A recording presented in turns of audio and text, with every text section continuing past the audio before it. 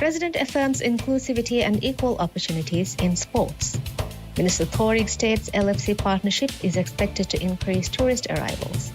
And HPA urges medical attention for Umrah pilgrims if symptoms worsen.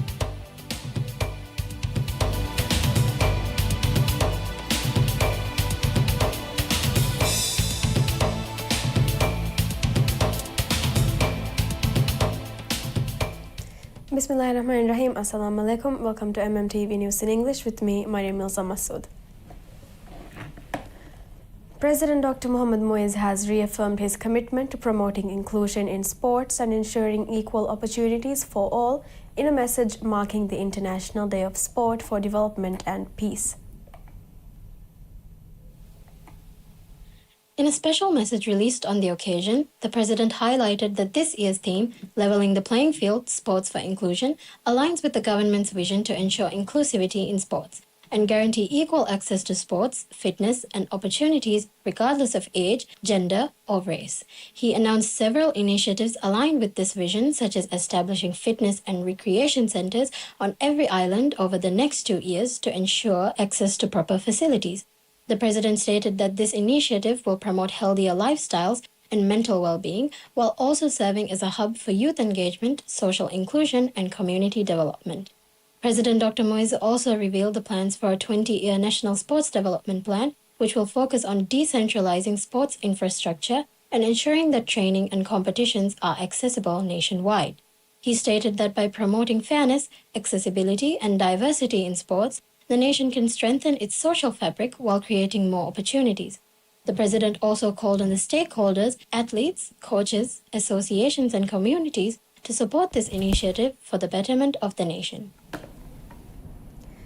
The Maldives has condemned Israeli violent attacks on Gaza schools and the destruction of a medical warehouse belonging to the Saudi Center for Culture and Heritage. In a statement issued on 5th April, the Ministry of Foreign Affairs condemned the Israeli forces bombing and killing dozens of people at Dar al-Arqam school in Gaza, which was used as a shelter for the internally displaced people. The government also condemned the violent attack on medical warehouse operated by the Saudi Center for Culture and Heritage in the Morag area in Rafah. This attack destroyed essential medical supplies used to help people affected by the war. The Maldives urged the international community to take urgent action to end the Israeli violence against the Palestinian people and to ensure continuous humanitarian access to the Gaza Strip. It also reaffirms its support for the establishment of an independent and sovereign state of Palestine. The Maldives has always condemned the Israeli violent attacks on Palestine and has always supported establishing an independent Palestinian state. Health Protection Authority (HPA) is urging Maldivians returning from Umrah to seek immediate medical attention if they experience symptoms of severe illness, particularly respiratory-related conditions. The advisory comes as pilgrims begin returning to the Maldives after performing Umrah during the last 10 days of Ramadan. According to the HPA, 577 pilgrims traveled under the supervision of the Hajj Corporation, with many others traveling through private agencies.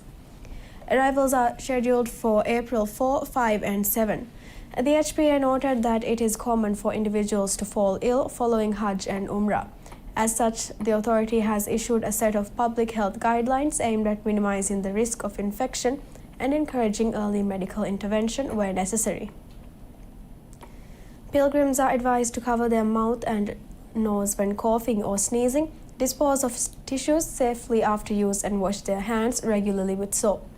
They are also urged to avoid close contact with individuals showing signs of respiratory illnesses and to practice good hygiene, especially after touching surfaces in public spaces. If symptoms such as fever, cough, difficulty breathing, or chest pain appear within 14 days of returning from Umrah, the HPA advises immediate medical consultation. Returnees are reminded to inform their doctor of their recent pilgrimage to assist in proper diagnosis and care. The authority also recommends medical consultation for any other concerning symptoms that might arise during the post-travel period. According to the Ministry of Tourism and Environment, a total of 44 international airlines are currently operating flights to the Maldives. The ministry revealed this in their tourism update report.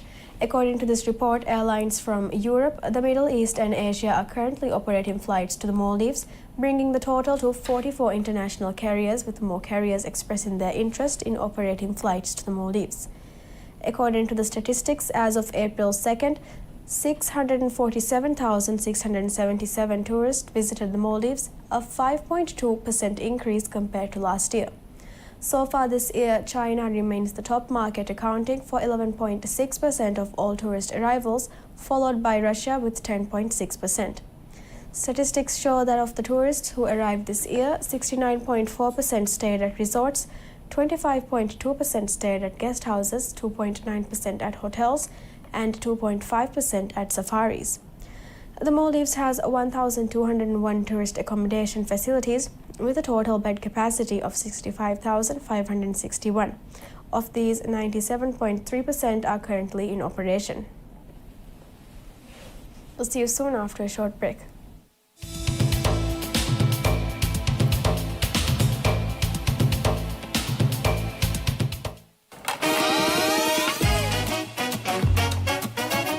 Yine kalam Kanamle beke bimeshan ero afta gahan nasibori komme nasibori ke engha sofia mihoma ken ramdomoge niyada kuriyada promotion adibuna 200 rupiya mati komme vyapareka tasaage bodite inamu taware 520 rupiya 500 rupiya ebbar inamam haddiha pas askofi ohara gonnan release do istihare ke magina waake unde kel February vihin April 20 Ilsan Fiha roda hadiya marangalu Ilsan Fiha roda hadiya promotion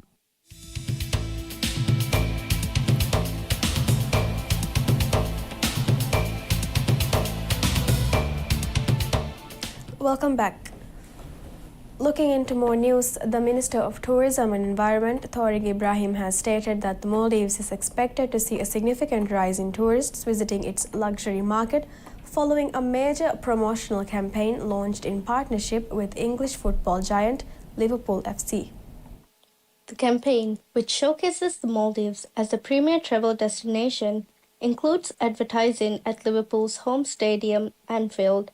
President Dr. Mohamed Muiz participated in the official launch of the co-branding campaign during his visit to Liverpool, United Kingdom. Speaking to state media, the minister mentioned that the collaboration gives the Maldives access to over 200 million Liverpool supporters globally. He noted that the partnership is projected to bring in more than 100,000 additional tourists annually, helping surpass the government's target of 2.3 million visitors this year.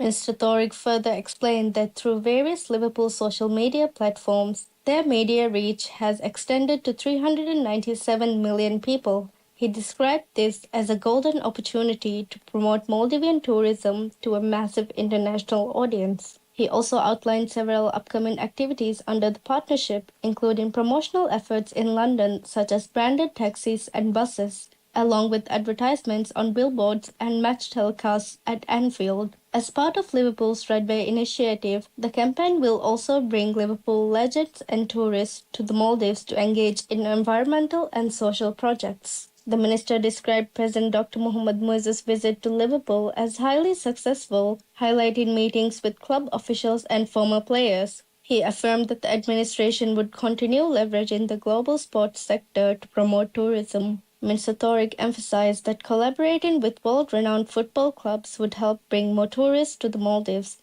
especially to the luxury segment, and noted that the president has facilitated this as part of their broader tourism strategy. A new 800 kilowatt generator has been delivered to La Mava to strengthen electricity services on the island, according to Fenaka Corporation Limited. In a post on X, Fenaka stated that the new engine was brought in as part of its ongoing efforts to ensure sustainable and reliable electricity supply to the communities across Maldives. Installation work is already underway and is expected to be completed within the next week, after which the upgraded service will be made available to residents.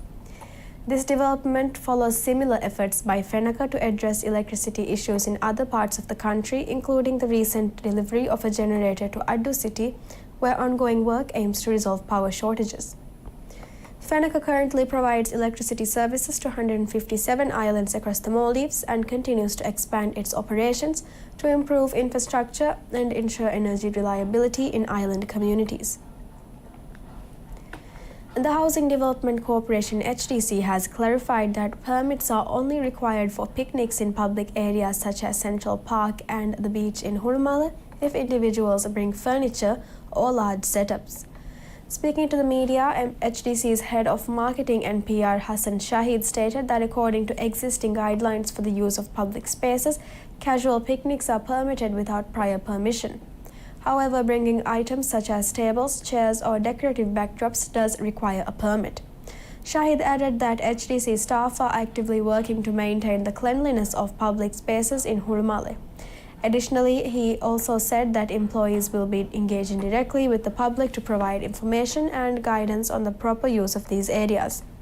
The clarification follows rumors on social media suggesting that picnicking in Central Park without prior permission was prohibited and that a permit must be obtained 3 days in advance.